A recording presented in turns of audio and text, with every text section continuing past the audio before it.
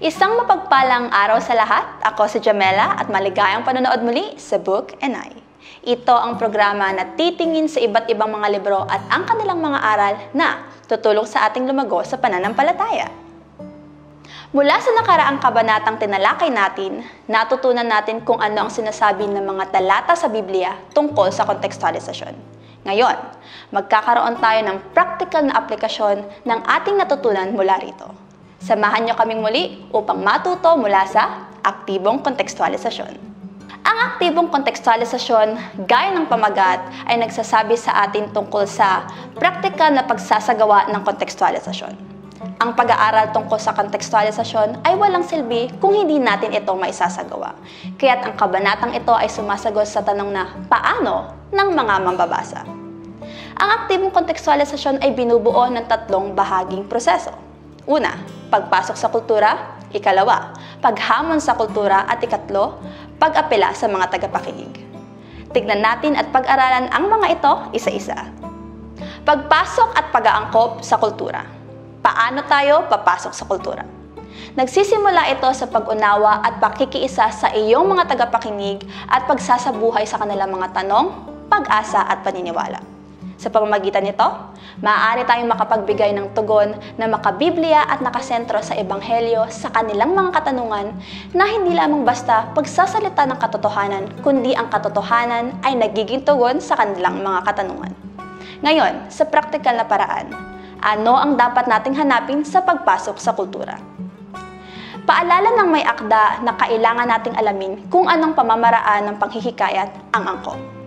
Ang mga tao na aabutin ba natin ay mahihikayat sa pagsusuri at lohika? Sila ba ay mga praktikal na tao na pinapahalagahan ng resulta? O sila yaong mga mahihilig sa pananaw at karanasan? Ang pagpili sa tamang pamamaraan ay mahalaga, kasama sa pag-unawa sa nangingibabaw na pananaw ng mundo na meron sila dahil ito ang magsisilbing hakbang patungo sa epektibong pakikitungo sa kultura. Ang ating kritisismo sa kultura ay walang kapangyarihang makahikayat maliban kung ito ay nakabatay sa isang bagay na maaari nating sang-ayunan sa mga paniniwala at pagpapahalaga ng kulturang iyon. Paghamon at pagkumpronta sa kultura. Si Pablo, sa pakikipag-usap sa iba't ibang mga tao na may iba't ibang kultura, ay hindi basta-basta tinatanggihan ang hangarin ng kanilang kultura, kundi pinagtitibay niya ito kasabay ng pagkumpronta rito na ininalantad ang panloob na kasalungatan sa pag-unawa ng tao. Ang bawat kultura ay may kakayahang maunawaan ang bahagi ng katotohanan. At dito tayo magsisimula. Dapat nating kinalanin ang paniniwala ng kultura na naayon sa Biblia dahil ito ang magsisilbing hakbang patungo sa susunod na aksyon, ang pagkumpronta rito.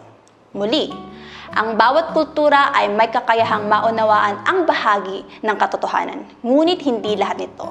At ang komprontasyon ay nagaganap dahil sa hindi pagkakatugma. Sila ay sumusunod sa ilang mga katotohanan ng Biblia, ngunit hindi sa iba, kaya't katulad ni Pablo, kailangan nating ilantad ang mga kontradiksyong iyon.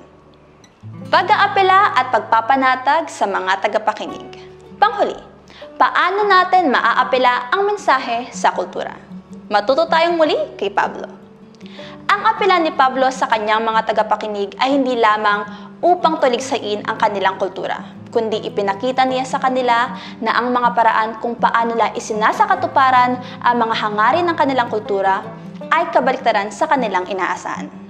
Matapos kumprontahin ang kanilang pamamaraan, hinikayat niya silang hanapin ang tunay na katuparan ng kanilang kultural na hangarin kay Hesukristo. Paano niya ginawa iyon? Ang hikayatin silang tumingin kay Hesukristo sa pamamagitan ng pagbabalik sa mga tema na nag-uugnay sa buong Biblia at pagpapahayag nito ng mas malalim na umaalingaw sa buong kultura kaysa iba. Sa dulo ng unang paksa ng kabanatang ito, kung ito ay nabasa mo, may isang maliit na tala doon na talagang tumimo sa akin.